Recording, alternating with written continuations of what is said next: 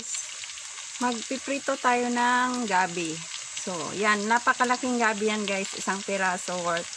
Ang bigat niya, 1 kilo. Binili ko yan sa Vizca by Lady. So, dapat mas madami pa yan guys, pero nasira na yung ibang part kasi umabot na siya ng 5 days, hindi ko pa siya niluto.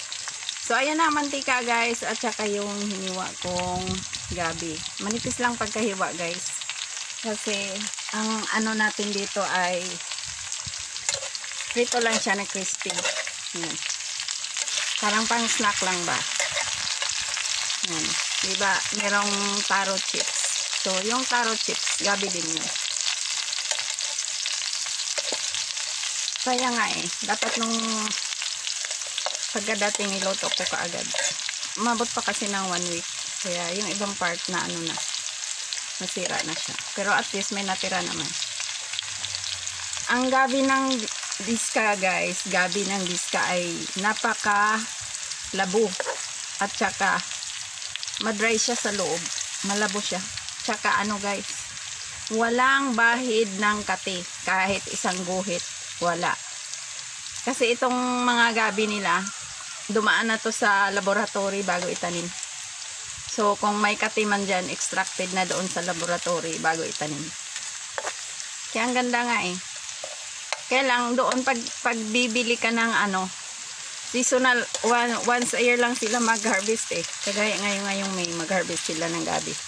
So, yan lang ang time na makabili ka ng laman ng gabi. Pero, the whole year, makabili ka ng planting material sa kanila.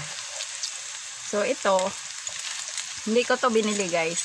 Binigay lang nila libre. Yan. Libre lang yung gabi na yan. Sayang mga almost half kilo yata ang matapon. Kasi hindi ko niluto agad. Sabi ko doon ko nalulutuin sa bayan. Sa stove. Maganda kasi magprito sa stove kasi yung init ba moderate. Kaya lang, wala na. Mga linggo pa, Friday pa lang ngayon. Mga linggo pa yata pababa ng bayan. Nandito tayo sa bundok ngayon. Nagtatanim kasi ako dito ng fruits at saka niyog. So, ito lang muna ang luto-luto natin. Gabi. Pang snack lang to guys. Ito yung alternative natin sa taro chips. Yan. Yung taro chips naman, sobrang nipis ang pagkahiwa noon. Tapos, iprito mo siya in deep oil. So, deep hot fat ang cooking doon sa taro chips. Pero hawig-hawig na rin ito.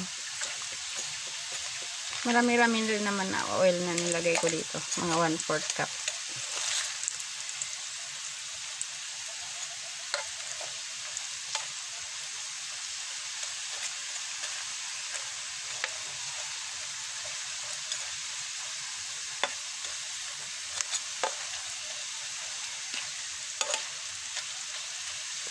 So, hindi ko na siya gatungan ng madaming kahoy kasi mahirapan ako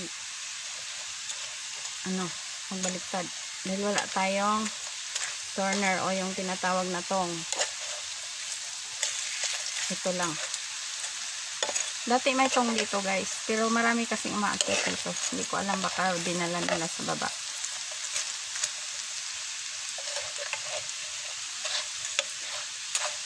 Ayan, crispy na guys, crispy na. Yung iba na lang hindi pa. Kagaya nito, crispy na.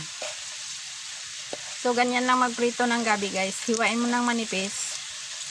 Tapos, hugasan mo siya ng buo guys Hindi mo siya hugasan na nahiwa na. Buo mo siya hugasan.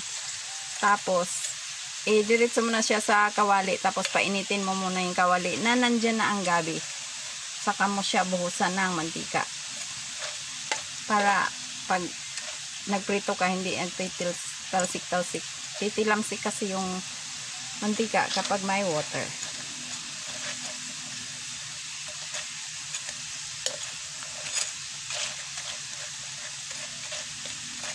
So, ayan, luto ng ating crispy gabi snacks, guys. Ayan. Luto na.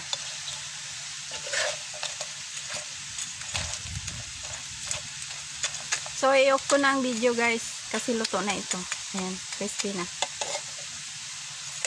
Konti na lang ang hindi pa gaanong crispy. So, i-off ko na ang video guys. Kasi sayang naman sa oras. So, thank you so much guys for watching. I hope you will subscribe. Ayan guys. So, napaka-crispy guys. Magluto kayo ng ganito kasi ang gabi guys, maraming sustansya. Maraming vitamin A yan. Ayan. Ang gabi.